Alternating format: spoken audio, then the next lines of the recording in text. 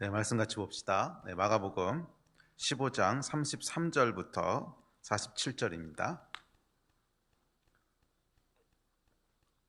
네, 15장 33절부터 있습니다. 네, 마가복음 15장 33절부터 47절까지 조금 긴데요. 네, 우리 같이 읽겠습니다. 시작.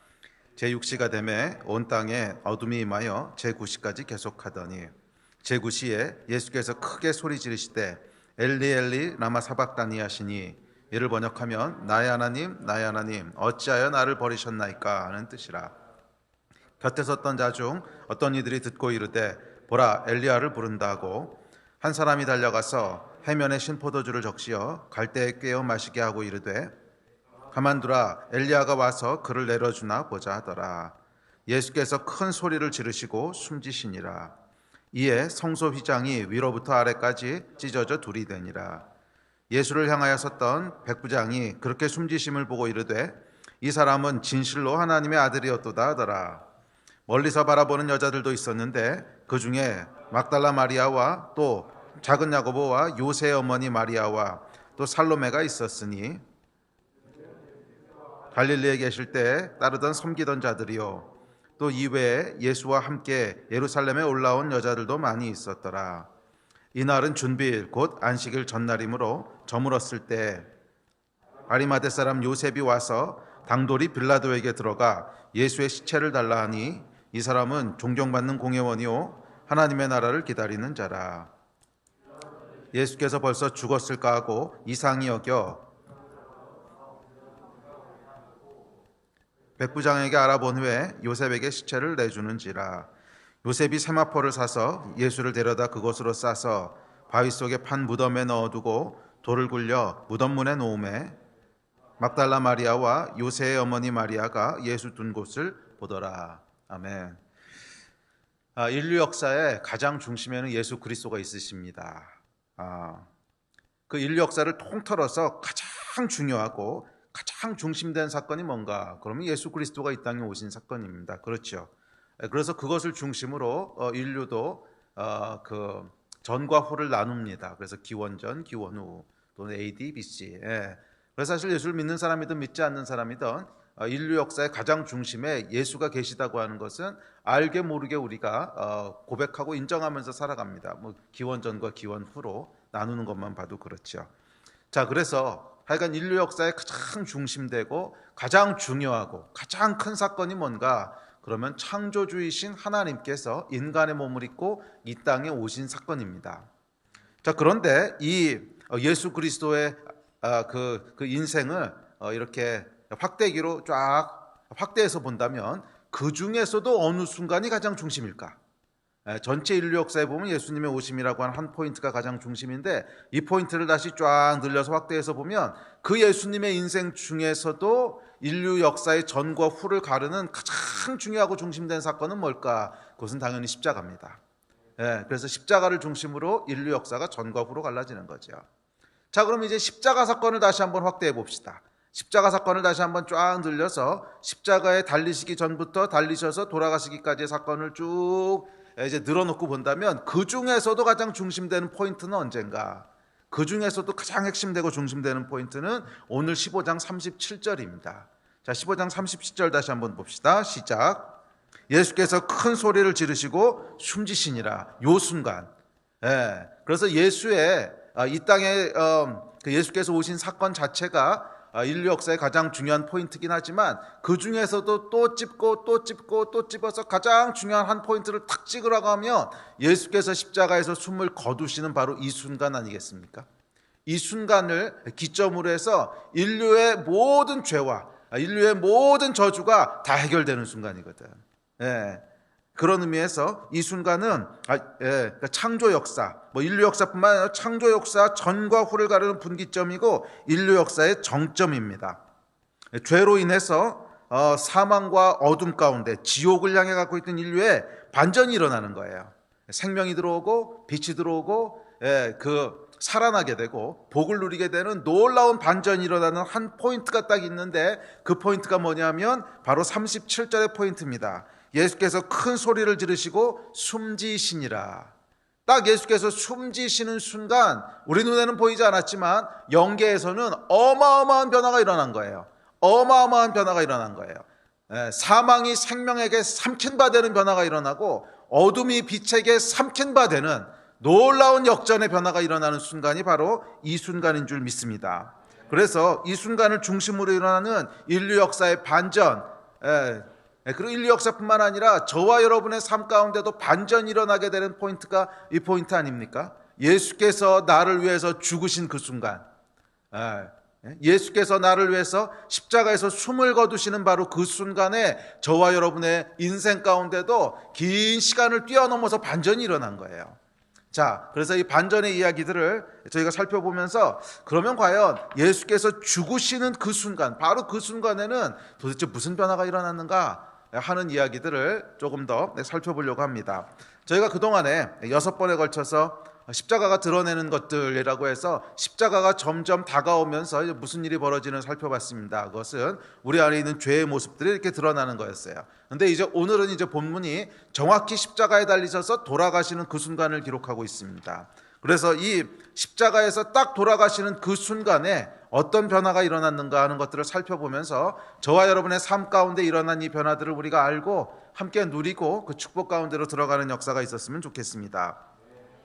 자, 예수의 죽으심을 기록하고 있는 오늘 본문을 보면 시간 순서에 따라서 크게 셋으로 구분됩니다.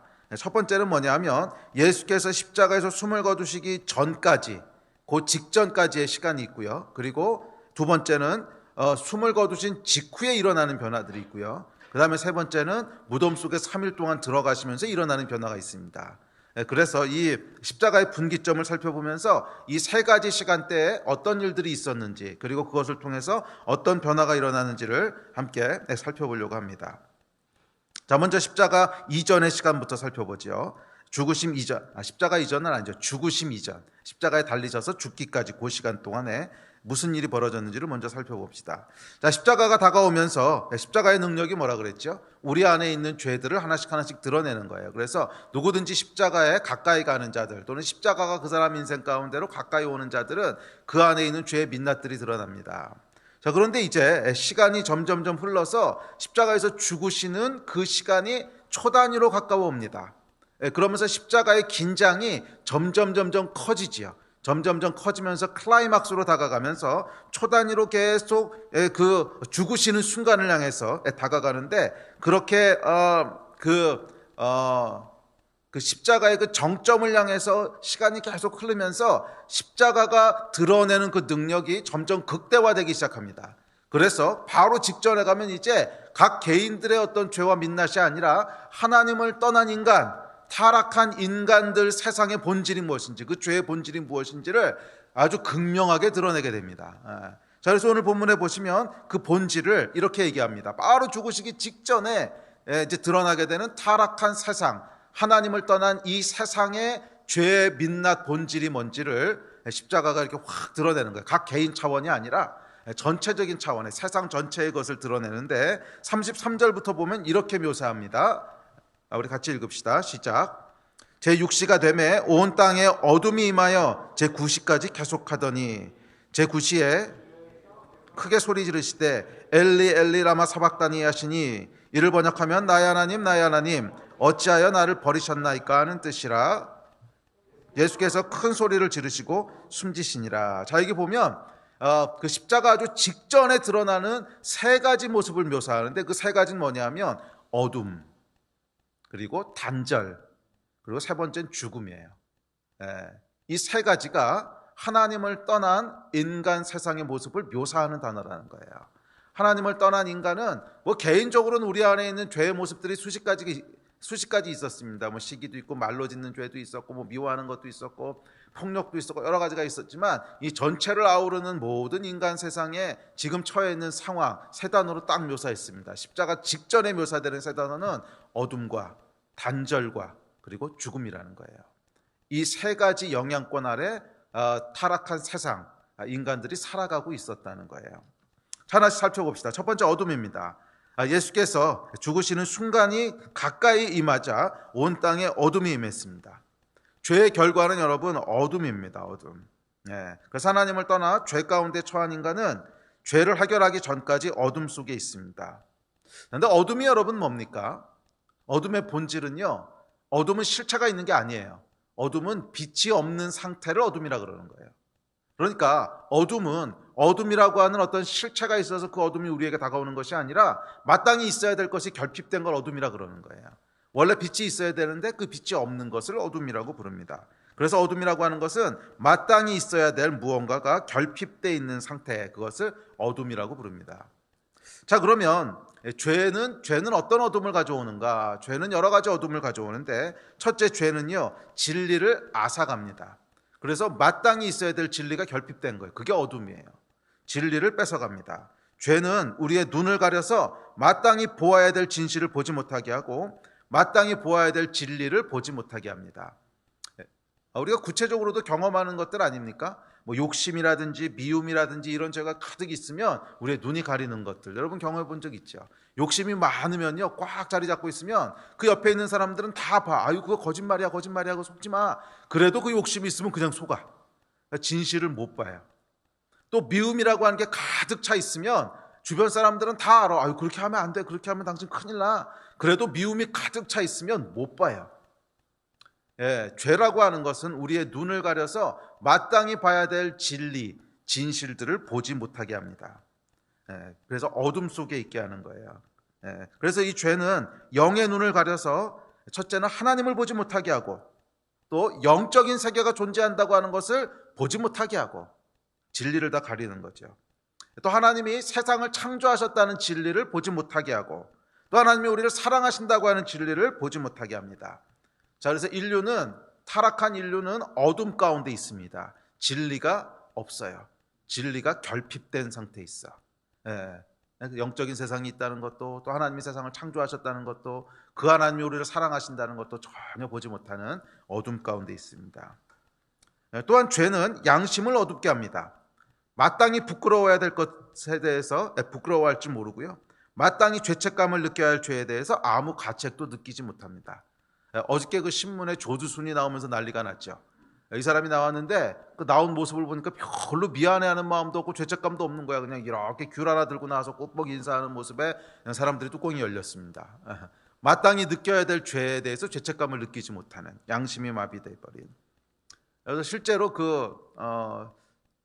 70년대인가 80년대에 뉴욕에 큰 정전이 있었던 사건이 있어요. 불이 전체적으로 다 나갔던 사건이 있었는데, 그 사건이 1시간인가 지속됐는데, 그 1시간 동안 무슨 일이 벌어졌냐면 뉴욕에 있는 모든 상가의 유리창이 다 깨지고요, 모든 물건이 다 도난을 당했어요. 딱 1시간 정전됐는데, 이 사람들은 이 타락한 인간은 양심의 어둠이 있어요. 마땅히 느껴야 될 죄책감, 마땅히 느껴야 될 양심이 결핍되어 있습니다. 이것이 우리가 있는 어둠입니다. 또한 셋째, 죄는 방향성의 결핍입니다. 인생의 길을 잃어요. 어디로 가야 될지 모릅니다. 죄는 인생의 방향을 잃게 하고, 그래서 마땅히 가야 될 곳을 가지 못하게 하고, 그냥 이곳저곳을 목표 없이 방황하게 해요. 그래서 우리가 죄 가운데 있으면 인생이 목표를 향해서 가는 것이 아니라 뺑뺑 아무데나 방황하다가 그냥 인생을 낭비하게 돼요. 빛을 잃어버린 어둠 가운데 있는 모습입니다. 또 넷째, 죄는 마땅히 인간에게 있어야 될 따뜻함들이 결핍된 상태입니다. 사랑, 친절, 관심, 긍휼, 자비, 은혜, 이런 것들이 사실은 우리 삶 가운데 마땅히 있어야 될 따스함들이거든요. 그런데 죄는 이 따스함들이 결핍된 거예요. 다 앗아갑니다. 예수께서 십자가에 돌아가시기 직전까지 뭐가 있었냐면 어둠이 세상에 가득했어요. 마땅히 있어야 될 진리도, 마땅히 있어야 될 따뜻함도, 마땅히 있어야 될 방향성, 양심 다 하나도 없었다는 거예요. 이것이 죄의 모습입니다. 자, 예수께서 십자가에 숨지기 전까지 존재했던 두 번째 것은 단절입니다. 34절 보면 이렇게 얘기합니다. 우리 34절 같이 읽읍시다. 시작. 제9시에 예수께서 크게 소리 지르시되 엘리 엘리 라마 사박다니 하시니, 이를 번역하면 나의 하나님 나의 하나님 어찌하여 나를 버리셨나이까 하는 뜻이라. 예수와 하나님 사이에 있을 수 없는 일이 벌어졌습니다. 뭐지요? 단절이 일어난 거예요. 나의 하나님 나의 하나님 어찌하여 나를 버리시나이까. 예수님과 하나님은 분리할래야 분리할 수 없는 삼위일체시잖아요. 삼위일체라고 하는 것은 하나인지 셋인지 도저히 분리할 수 없다는 뜻이거든. 분리하는 것이 불가능해요. 그런데 분리가 일어났다는 거예요. 이것이 여러분 죄의 영향력입니다. 죄가 인류를 어디로 몰아넣었냐면 단절 속으로 몰아넣은 거예요. 심지어 하나님과 예수님이 단절되는. 그래서 죄의 결과 인간과 하나님 사이에 당연히 단절이 일어났죠. 죄는 예수님과 하나님도 분리시키는데 당연히 죄를 지은 인간과 하나님 사이에는 건널 수 없는 강이 있습니다. 단절이 일어납니다. 그리고 거기만 단절이 일어나는 것이 아니라 하나님과 단절이 일어난 인간은 인간과 인간 사이에도 단절이 일어납니다. 그래서 그것을 인간 소외 현상이라고 그러죠. 인간과 인간 사이에도 소통이 되지 않고 서로 공감하지 못하고 상대방의 아픔에 대해서 별로 아파하지 않고 상대가 기뻐하면 화가 나고 단절이 일어난 거죠. 인간과 인간 사이에 단절이 일어납니다. 뿐만 아니라 나와 나 사이에도 단절이 일어났다고 얘기합니다. 그렇죠. 내가 생각하는 나와 내가 행동하는 나가 다르잖아. 내가 기대하는 나와 내가 행동하는 나가 전혀 달라요. 이게 뭐예요? 나와 나 사이에 분열이 일어난 거야. 근데 우리는 그게 그냥 평생 그렇게 살아서 그게 난가 보다 하고 사는데 사실은 잘 곰곰이 반추해 보면 굉장히 이상한 거예요. 내가 생각하는 나와 내가 행동하는 나가 왜 달라야 되지? 원래 일치해야 되거든. 원래 일치해야 되거든. 근데 한 번도 일치해 본 적이 없어서 그냥 그런 게 당연한 줄 알아. 아니 여러분, 원래 저와 여러분은 그렇게 지음받은 불량품이 아니에요. 그건 불량품으로 지음받은 거지, 안 그래? 내가 생각하는 나하고 내가 행동하는 나하고 다르다고 하는 건 당연히 불량품이죠. 원래는 내가 생각하고 내가 기대하는 나와 내가 행동하는 나가 잘 일치하도록 하나님 그렇게 만드셨어요. 그게 인간의 아름다운 모습인데 죄 때문에 다 망가진 거예요. 나와 나 사이에도 단절이 일어났어요. 또 사람과 자연 사이에도 단절이 일어납니다. 그래서 자연을 훼손하고 함부로 사용하고 또 심지어는 자연과 자연 사이에도 단절이 일어나죠. 자, 이것이 죄의 결과입니다. 원래 사랑의 속성은 뭐냐면 나누어져 있던 것도 하나 되게 하는 게 사랑이에요. 그런데 죄는 정반대야. 하나 되어 있던 것도 갈라놔요. 심지어 삼위일체까지도 갈라놓는 그것이 죄의 무서운 영향력입니다. 자, 십자가가 점점점 초단위로 가까이 오면서 인류가 처해 있는 이 고통스럽고 외로운 상황을 그대로 드러냅니다. 단절이라고 하는 상황을 드러냅니다. 자, 마지막 세 번째 드러나는 것은 죽음입니다. 예수 그리스도의 십자가 이전까지 세상은 죽음이 지배합니다. 심지어 하나님의 아들조차도 죽음을 피할 수 없었습니다. 죄의 속성이에요. 죄의 삭은 어찌됐든지 간에 죽음이라는 거야. 죄의 결과는 죽음이라 하셨어요. 그래서 십자가 이전까지 세상은 사망이 왕노릇하는 사망의 지배 아래 있었습니다. 자, 로마서하고 히브리서에 보면 이렇게 얘기합니다. 시작. 이는 죄가 사망 안에서 왕노릇한 것 같이 은혜도 또한 의로 말미암아 왕노릇하여 우리 주 예수 그리스도로 말미암아 영생에 이르게 하려 함이라. 또 히브리서입니다. 시작. 또 죽기를 무서워함으로 한평생 매여 종노릇하는 모든 자들을 놓아주려 하심이니. 죄는요 사망이 왕노릇하게 했다는 거예요. 그래서 사람들이 사망에 대한 두려움 때문에 원치 않지만 그냥 그렇게 살게 됐다는 거야. 죽음이 무서워서 원래 그렇게 살지 않아도 되는데 살고 싶지 않은데 거기에 매여서 종노릇했다는 거예요. 그래서 사망이 지배하는 사망이 왕노릇하는 삶을 살고 있는 것이 하나님을 떠난 이 세상의 본질이라는 거예요. 자, 인생의 목적이 사망이 왕노릇하고 있다는 건 무슨 뜻이냐면 인생의 종착역이 어디예요? 죽음이라는 거예요. 인생의 목적지가 어디예요? 죽음이라는 거예요. 그러니까 인생의 목적이 죽음이라는 것은 아무리 아등바등하며 살고 아무리 우리가 노력하면서 다르게 살려고 해도 결국 최종 목표는 어디라는 죽음이라는 거예요. 여러분, 이렇게 허무하고 이렇게 부조리한 얘기가 어디 있습니까? 하나님이 창조하신 인간의 모습이 인간의 삶에 이렇게 부조리하고 허무하다고 하는 게 이상하지 않습니까? 아니 그냥 죽음으로 끝나서 아무것도 없게 만드시려면 뭐하러 만드셨어 우리를? 뭐 아등바등 여기서 아무리 열심히 살고 어쩌고 저쩌고 해도 살아도 결국 최종 목적지가 죽음이야. 그럼 너무 이상하잖아. 그럼 도대체 우리를 왜 만드셨어? 어차피 이렇게 허무하게 끝나는 거면. 그러니까 이게 여러분 원래 창조 목적이 아니라는 거예요. 원래 하나님께서는 생명에 이르도록 만드셨고 영원한 생명을 누리도록 만드셨지 죽음에 허무하게 끝나게 만드시지 않으셨다는 거예요. 그런데 사망이 왕노릇하는 세상에 들어가면서 인생은 죽음의 그늘 아래 다 있는 거야. 아등바등 살아도 죽고 그냥 빈둥빈둥 살아도 죽고 그게 솔로몬의 불만이었잖아요. 대충 살아도 죽고 우매자도 죽고 지혜자도 죽고 예수께서 십자가 지시기 전까지 세상은 죽음으로 가득했습니다. 자, 그런데 드디어 37절의 순간이 옵니다. 우리 37절 다시 한번 읽읍시다. 시작.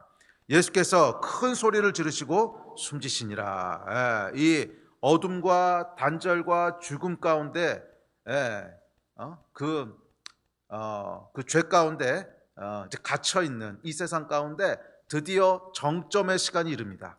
드디어 클라이막스의 시간이 이르는데 뭐예요? 예수께서 십자가에서 죽으신 거예요.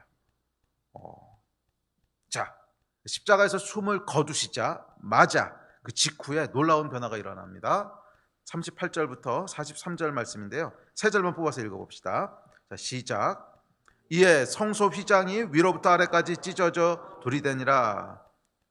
예수를 향하여 섰던 백부장이 그렇게 숨지심을 보고 이르되 이 사람은 진실로 하나님의 아들이었도다 하더라. 또 그 다음 43절 시작. 아리마대 사람 요셉이 와서 당돌이 빌라도에게 들어가 예수의 시체를 달라 하니 이 사람은 존경받는 공회원이요 하나님의 나라를 기다리는 자라. 자, 예수가 십자가에서 숨지시자마자 세 가지 사건이 일어납니다. 세 가지 사건은 뭐냐면 첫째, 성소 휘장이 쫙 갈라진 것이고요. 둘째, 백부장이 정신을 차린 거고요. 네, 그렇죠? 네, 네. 이 백부장은 누구냐면 로마 군사거든. 로마 군병이 죽여라 희롱하고 놀리고 막 그러다가 딱 돌아가시고 나자 광기에 사로잡혀 있던 사람이 갑자기 제정신이 돌아온 거예요. 저분이 정말 하나님의 아들이셨네. 예, 광기에 사로잡혔던 사람이 제정신이 돌아옵니다. 셋째, 예수를 따르는 사람들이 나타나기 시작합니다. 예, 이 요셉 같은 사람이죠. 아리마대 요셉. 예, 그러니까 예수가 죽으시기 전까지는 저 사람이 맞나? 아닌가? 뭐 이랬던 사람인 것 같아요. 그런데 예수가 죽으시고 나서는 커밍아웃을 합니다.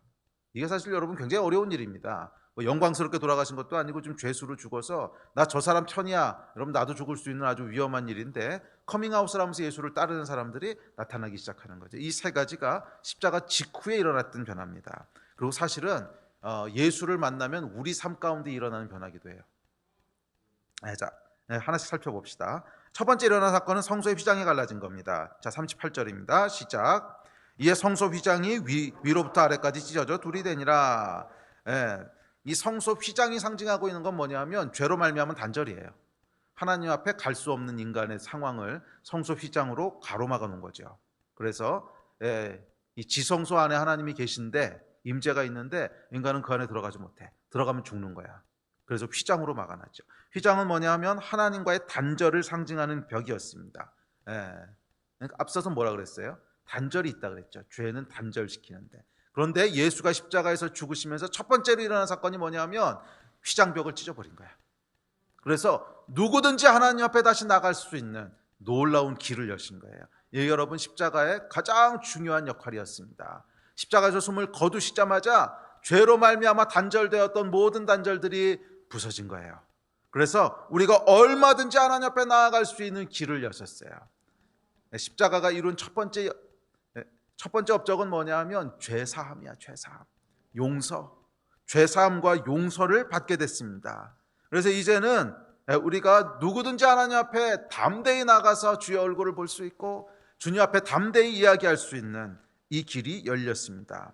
죄사함의 역사. 자, 하나님 앞에 나간다는 것은 어둠이 사라졌다는 것을 의미합니다. 죄가 사해지고 하나님 앞에 나아가면 그것은 빛으로 가득한 곳이에요. 어둠은 뭐라 그랬어요? 빛이 없는 상태라 그랬지. 하나님과 단절되어 있었기 때문에 어둠 가운데 있는 거야. 빛이 들어오지 못하는 거예요. 그런데 이 단절이 깨어짐으로 말미암아 어떻게 된 거예요? 이제 우리가 빛 가운데로 나아가게 되고 빛이 우리 삶 가운데로 들어오게 됐어요. 그 얘기는 어둠이 사라졌다는 거야.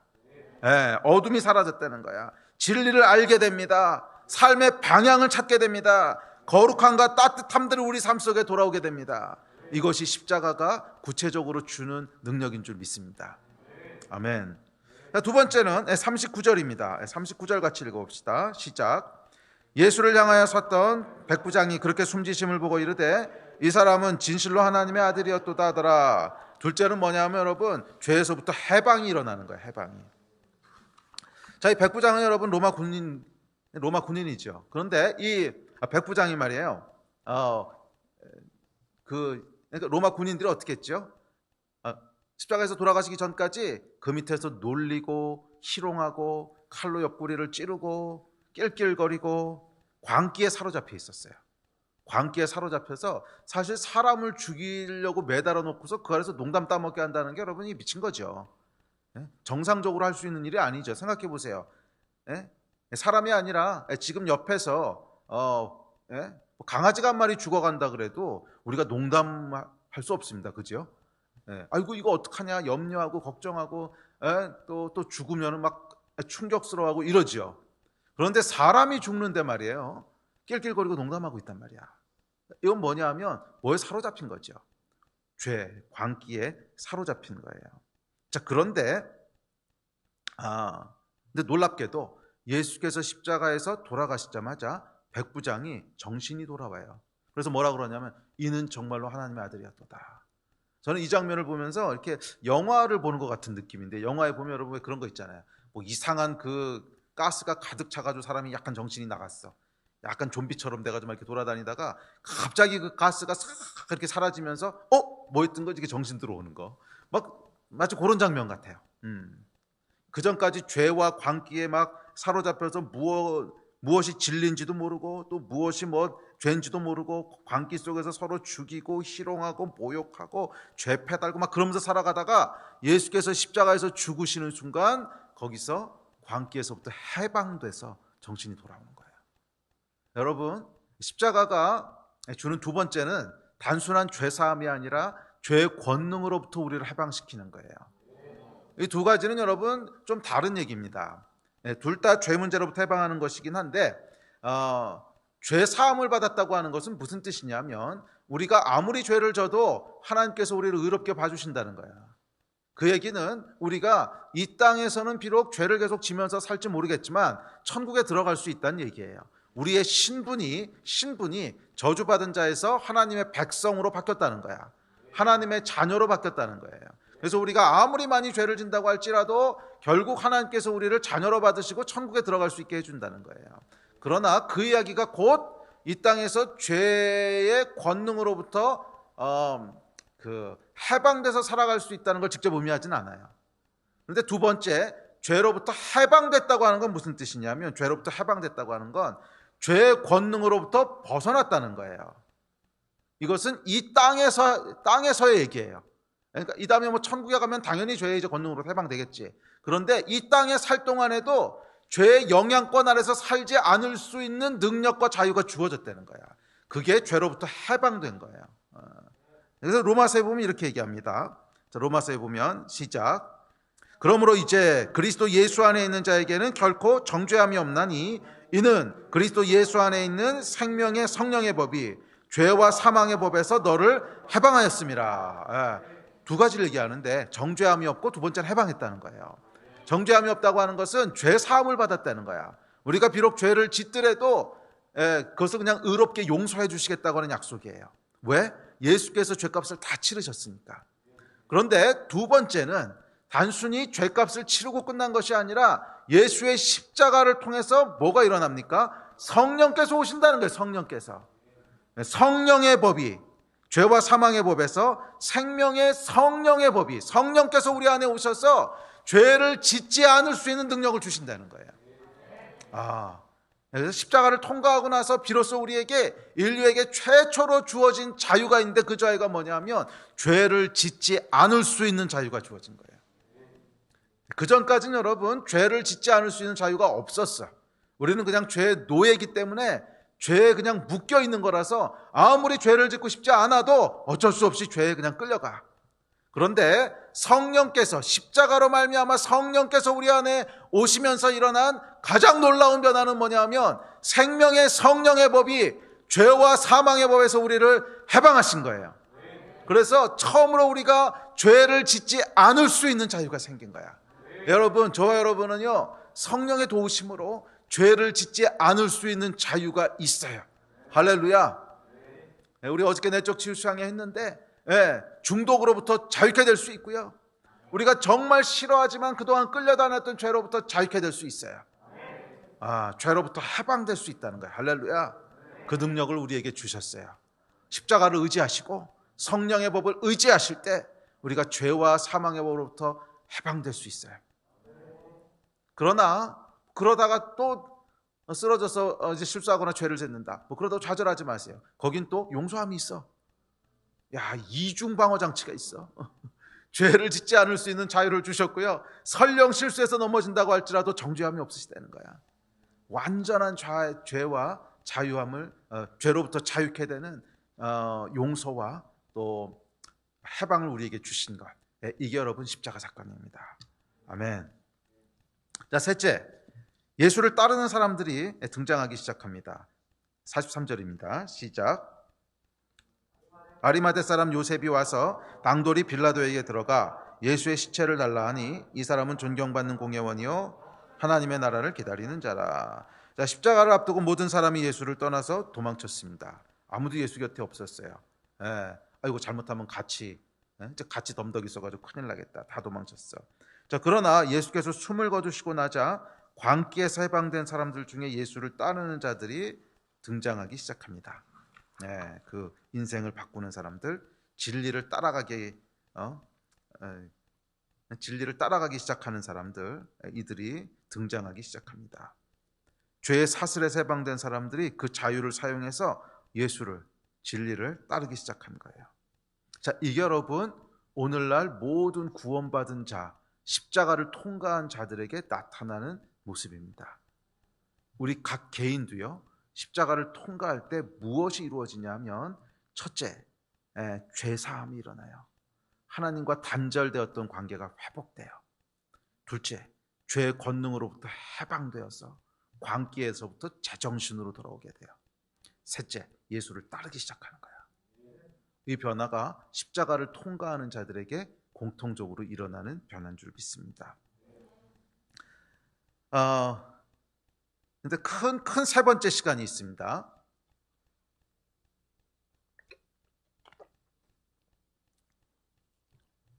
첫 번째 시간은 십자가에서 숨지기 전까지의 시간이었고, 두 번째는 숨지신 직후에 일어났던 사건들이고, 세 번째는 무덤 속 3일이에요. 자, 이제 무덤 속 3일이라고 하는 중요한 시간이 기다리고 있습니다.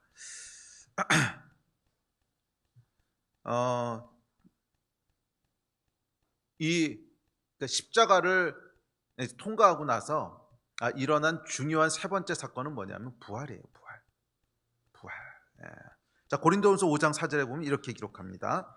시작. 참으로 이 장막에 있는 우리가 짐진 것 같이 탄식하는 것은 벗고자 함이 아니요 오히려 덧입고자 함이니 죽을 것이 생명에 삼킨 바 되게 하려 함이라. 사망이 생명에 삼킨 바 되는 사건이 일어납니다. 부활이 일어나요. 그래서 앞서 얘기했던 세 가지가 다 반전이 일어나죠. 어둠과 단절과 죽음. 그런데 단절을 다시 회복하시고 빛이 다시 돌아오게 하시고, 그리고 이제 사망을 삼키는 생명의 역사가 일어납니다.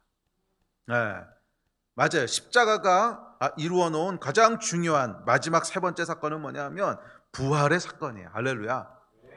사망이 생명에게 삼킨 바 되었습니다. 어둠이 빛에게 삼킨 바 되었습니다. 드디어 오랜 원수였던 왕 노릇하던 사망이요, 생명에게 정복당하는 거예요. 할렐루야. 저와 여러분은 영원히 살 거예요. 우리는 최종 종착역이 죽음이 아니야. 인생의 끝이 죽음이 아니에요. 죽음을 통과해서 영원한 생명으로 이어지는 부활이 기다리고 있다는 거예요. 부활이 우리에게 주어집니다. 이 부활에 대한 얘기는 다음 시간에 조금 더 자세히 살펴볼 텐데, 오늘 그냥 간단히 중요한 것만 살펴보고 넘어갑시다. 자, 그런데 이 부활에 중요한 것은 뭐냐면 다른 사건들은 예수님의 죽으심 직후에 일어났는데, 부활은요 무덤 속 3일이라고 하는 시간차가 있다는 거예요. 바로 일어나는 것이 아니라 3일의 시간을 기다려야 부활을 목격하고 경험할 수 있었다는 거예요. 이것도 여러분 각 사람에게 적용되는 그대로 메시지가 있습니다. 그 앞에 있는 나머지 사건들, 그러니까 하나님 앞에 죄사함을 받게 되고, 또 주 앞에 나가게 되고, 빛 가운데로 들어가게 되고, 단절이 회복되게 되고, 또 우리가 이제 예수를 따르게 되고, 다 예수 믿자마자 일어나는 사건이야. 그런데 마지막 죽음을 극복하는 부활이라고 하는 사건은 아직 기다려야 되는 사건이라는 거예요. 3일간의 무덤 속 시간이 있다는 거예요. 어떻게 보면 이 3일간의 무덤 속 시간이라고 하는 게 이 땅을 살아가는 이 세상의 삶을 얘기하는 걸 거예요. 그렇죠? 이 생명과 부활이라고 하는 것은 아주 이렇게 대칭되는 메타포 구조를 가지고 있습니다. 대칭되는 메타포 구조를 가지고 있어요. 우리가 타락해서 그 죄 가운데 있는 인간은 결국 죽은 거예요. 결국 죄의 삭은 사망이기 때문에 생명이 없이 죽은 건데, 그런데 잠깐 동안은 생명을 누리잖아. 잠깐 동안은 살아있잖아요. 죽었는데 잠깐은 살아있어. 그리고 잠깐 동안의 시간이 지나면, 이 땅에서 삶이 끝나면 그때 이제 죽음이라고 하는 현실을 대면하게 되죠. 부활도 똑같아요. 분명히 우리가 부활을 했는데 잠깐 동안은 무덤 속에 있어. 분명히 우리가 구원을 받고 죄도 다 없어지고 했는데 잠깐 동안은 죄된 세상 속에 그냥 살아. 그러다가 시간이 되면 영원한 부활의 생명과 영원한 거룩함을 얻게 되는, 정확히 대칭되는 구조를 갖고 있죠. 이게 뭐가 영적인 원리가 있는 것 같아요. 네. 자, 그래서 하나님께서 하여간 우리에게 비록 죄 때문에 죽었지만 다시 회복할 수 있는 어떤 생명의 시간을 잠깐 두셨듯이, 우리가 다시 부활할 것이지만 그 부활할 때를 준비하기 위한, 그러니까 이 죽음을 준비하기 위한 어떤 기간을 두셨듯이 부활 이후의 삶을 준비하기 위한 어떤 기간을 두신 거예요. 그것이 무덤 속 3일입니다. 네. 그리고 오늘날 우리의 삶으로 얘기하자면 이 땅을 살아가는 시간, 우리가 하나님 앞에 가기 전까지의 그 시간, 부활한 몸을 입기 전까지의 그 시간, 그 3일 동안의 시간이 있다는 거예요. 자, 그래서 이 무덤 속 3일은 우리에게 아주 중요한 몇 가지 진리를 얘기하는데, 첫 번째 뭐냐면 비록 우리에게 부활의 생명이 주어졌지만 그것을 실제로 경험하기 위해선 기다려야 하는 시간이 필요하다는 거예요. 아직은 우리가 이 땅의 몸을 입고 삽니다. 아직은 영광의 몸에 이르지 못했습니다. 자, 그러나 두 번째, 언젠가 부활의 3일이 끝나면 반드시 부활하게 됩니다. 부활의 그러니까 무덤 속 3일이 끝나면 언젠가는 반드시 부활하게 돼요. 사망이 생명에게 삼킨 바 되었어요. 아직 땅의 몸을 입고 살아가는 우리는 사망을 극복하지 못했어요. 우리는 언젠가는 죽어요. 언젠가 무덤 속으로 들어가요. 그러나 기억해야 될 것은 무덤이 열리는 날이 있다는 거야. 무덤이 열리고 부활하는 날이 반드시 있다는 거예요. 3일의 시간이 지나고 나면 저와 여러분은 부활한 몸을 입고 다시 나오게 될 거예요. 고린도전서에서 이렇게 얘기합니다. 시작. 나팔 소리가 나매 죽은 자들이 썩지 아니할 것으로 다시 살아나고 우리도 변화되리라. 이 썩을 것이 반드시 썩지 아니할 것을 입겠고 이 죽을 것이 죽지 아니함을 입으리로다. 할렐루야. 나팔 소리가 날 때 우리가 호련히 다시 부활할 거라는 거예요. 이 썩을 것이 썩지 아니할 것을 입고 죽을 것이 죽지 아니할 것을 입게 될 거예요. 사망이 깨어졌습니다. 할렐루야. 자, 그런데 왜 꼭 이렇게 3일을 기다리게 하셨을까? 왜 꼭 3일을 기다리게 하셨을까? 이 이야기는 다음 주에 좀 더 자세히 하겠습니다. 다음 주는 성탄주일이고 그 다음 주에 부활 얘기하면서 좀 더 자세히 할 텐데, 이 3일 동안 하나님께서 우리를 준비시키시는 거예요.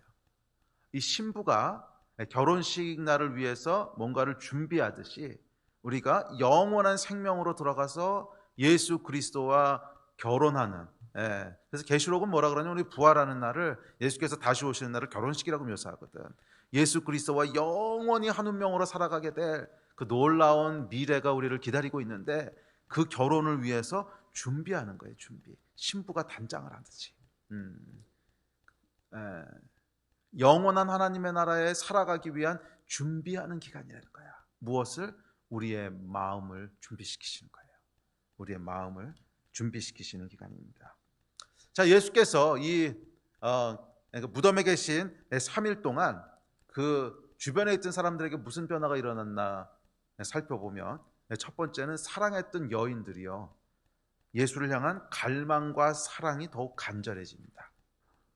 자, 안식구 첫날이 됐습니다. 해가 뜨기 무섭게 이 여인들이 무덤을 찾아갑니다. 자, 그런데 여러분, 무덤 찾아가서 무슨 소망이 있겠어요?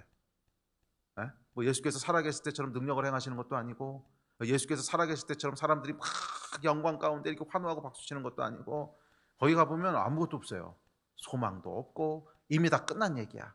죽어서 무덤에 들어가 계시고, 더군다나 죄인의 무덤이거든. 뭐 사람들이 거기 와서 뭐 아이고 우리 뭐 훌륭했던 예수님 이러는 것도 아니고, 거기 가봐요 여러분, 아무도 환대해 주는 사람도 없고 아무런 떡고물도 없고 가봐야 아무것도 없어요. 예수님이 이미 죽으셨어.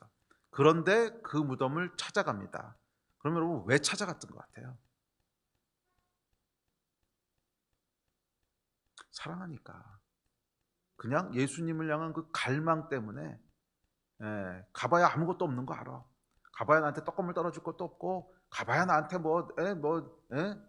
살아계실 때처럼 능력으로 내 몸의 병을 고쳐주실 것도 아니고, 가봐야 나올 게 아무것도 없어. 그런데 예수님 앞으로 나간단 말이야. 왜? 예수님을 향한 순수한 갈망 때문에. 순수한 갈망과 사랑 때문에. 맞아요 여러분. 당신 백성들에게 하나님께서 원하시는 그 마음의 준비가 이거예요. 천국에서 준비돼야 될 유일한 마음의 준비는 뭐냐면 이거야. 예수님을 향한 군더더기 없는, 다른 조건 없는, 그냥 예수라고 하는 한 인격에 대한 사랑과 갈망. 사실 이게 여러분 무덤 속 3일을 우리에게 두시는 이유예요. 그래서 이 땅을 살아가는 동안 우리는 이 죄와 타락한 세상을 살아가면서 이해할 수 없는 고통들을 당합니다. 그렇죠? 이해할 수 없는 죄의 피해들, 억울한 일들, 뭐 또 사랑하는 사람의 죽음, 도무지 이해할 수 없는 일들을 경험하게 됩니다. 제가 이 카이로스 책에도 이 얘기를 썼는데, 죄와 타락한 세상의 본질은 뭐냐면 이해할 수 없는 거야. 모순되고 억울하고 부조리하고 그런 세상을 살아가요. 무덤 속 3일이야. 분명히 예수님은 하나님이시고 분명히 예수님은 부활하신다고 했는데 무덤 속에 3일을 계셔. 우리도 그 무덤 속 3일을 지나가는 거예요. 도대체 이게 왜 이런 일이 벌어지는지, 분명히 내가 기도했는데 왜 이제 하나님은 이 기도를 안 들어주시는지 이해할 수가 없어. 그런데 여러분, 그 시간을 통해서 무엇을 우리가 갖게 되냐 하면, 그럼에도 불구하고 하나님을 사랑하는 마음이에요.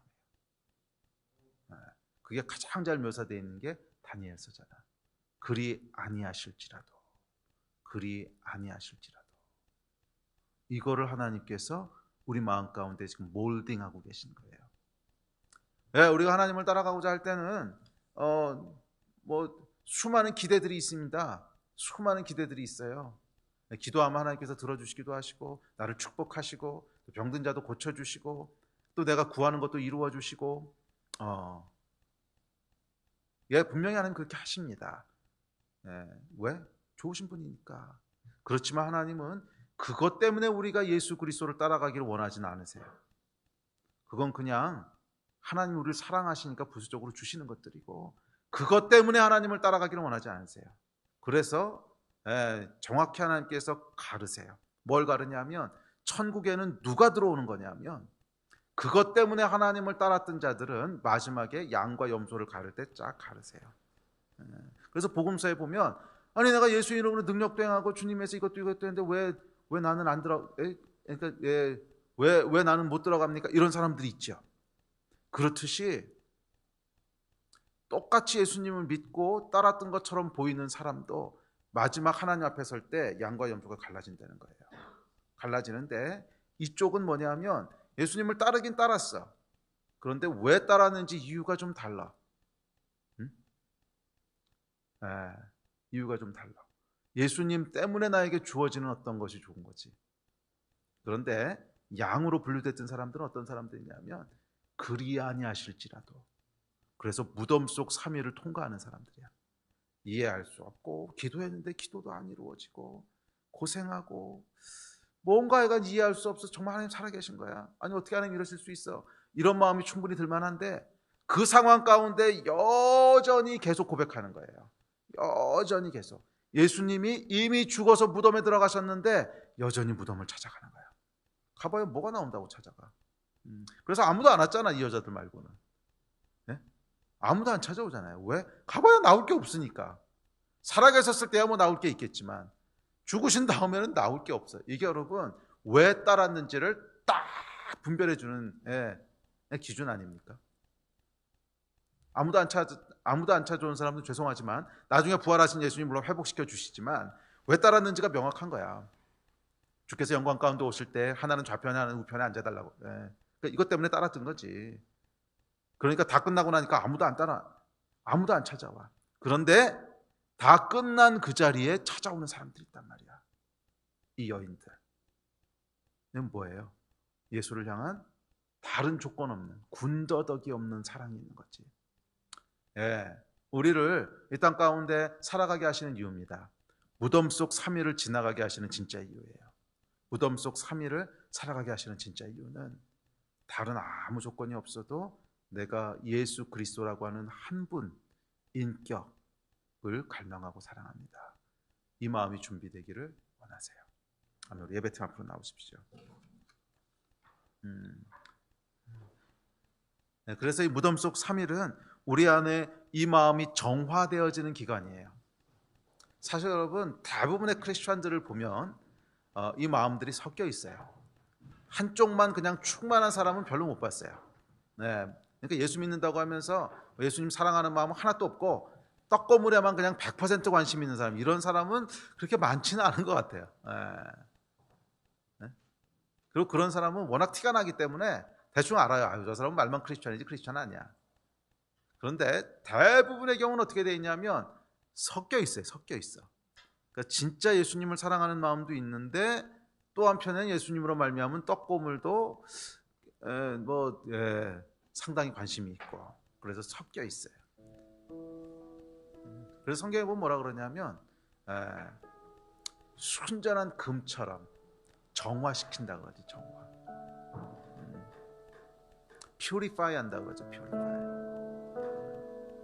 이 땅의 삶을 통해서 하나님께서 우리 안에 있는 불순물들을 이렇게 빼시는 거예요. 우리 마음에서 불순물들을 하나씩 둘씩. 이 불순물들이 언제 제거되냐면 무덤에 한번 들어갔다 나올 때마다 제거돼요. 무덤은 뭐냐면 내 기대가 죽는 곳이고 내 소망이 꺾이는 곳이고 내가 정말 사랑했던 것들을 잃는 것이고 도무지 이해할 수 없어. 그렇잖아. 예수님 돌아가신 게 이해가 됩니까? 하나님이신데 왜 죽으셔? 이해가 안 되지. 무덤에 들어간다고 하는 것은 내가 정말 바랐던 것들이 꺾어지는 것들을 얘기해요. 그런데 우리 마음이 언제 깨끗해지냐면, 불순물들이 제거되냐면 무덤에 한번 들어갔다 나올수록 깨끗해져요. 근데 좀 위험하기는 해요. 한번 들어갔다가 나오지 못하는 사람도 있더라고. 들어가서 그냥 완전히 시험에 들어서 하나님을 떠나버리는 사람도 있어요. 그런데 들어갔다가 나오는 사람들이 있어요. 들어갔다가 나오는 사람들은 어떻게 되냐면 그 마음에 있던 불순물들이 하나씩 둘씩 빠져요. 그래서 정금처럼 만드세요. 이것이 우리를 무덤 속 3일 시간 가운데 두신 진짜 이유입니다. 아멘. 우리 같이 좀 기도합시다. 그래요. 우리 하나님께서 우리를 가끔은 무덤 속에 두실 때가 있어요. 혹시 여러분도 그런 분 계실지 모르겠어요. 그럼 여러분 기대하십시오. 그것은 우리가 천국에 합당한 사람으로 준비시키시는 시간이고 과정입니다. 우리의 지금이 믹스되어 있는 마음으로는 천국에 합당하지 않아요. 우리가 이 무덤의 시간들을 통과하는 이 3일이라고 하는 하나님의 시간을 통해서 우리가 천국에 합당한 사람이 되어갈 텐데, 그것은 예수 그리스도 한 분을 향한 아무 불순물 없는, 아무 군더더기 없는 그 사랑과 갈망을 가지게 되는 거예요. 예수께서 십자가를 지심으로 저와 여러분을 해방하시고 용서하셨습니다. 이제 하나님 앞에 나아가실 수 있어요. 담대히 하나님 앞에 나아가서 하나님과 만나십시오. 교제하십시오. 그리고 우리 마음을 더 순전하게, 더 순결하게 주님 앞에 드리십시오. 그럴 때 놀라운 하나님의 은혜가 저와 여러분을 덮을 것입니다. 기억하십시오. 십자가에서 여러분의 모든 죄와 죄의 권능들은 다 파쇄됐습니다. 용서함을 받았습니다. 그 능력을 누리시는 여러분이 되시기를 바랍니다. 아멘. 우리 함께 좀 기도하시겠습니다. 우리 기도하실 때 오늘 들었던 말씀들을 기억하시면서 예 하나님, 제가 이 십자가로 말미암아 자유케 되었사오니 십자가의 모든 능력들을 다 누리는 자가 되게 하여 주십시오. 죄의 권능으로부터 자유케 된 자가 되게 하여 주십시오. 또한 그 무덤 속 3일을 지나갈 때에도 우리의 마음을 지키게 하여 주셔서 더 순결한 마음으로 하나님을 섬기는 자가 되게 하여 주시옵소서. 이 마음 가지고 우리 함께 한 3, 4분 정도 통성으로 같이 합쳐서 기도합시다. 기도하시겠습니다.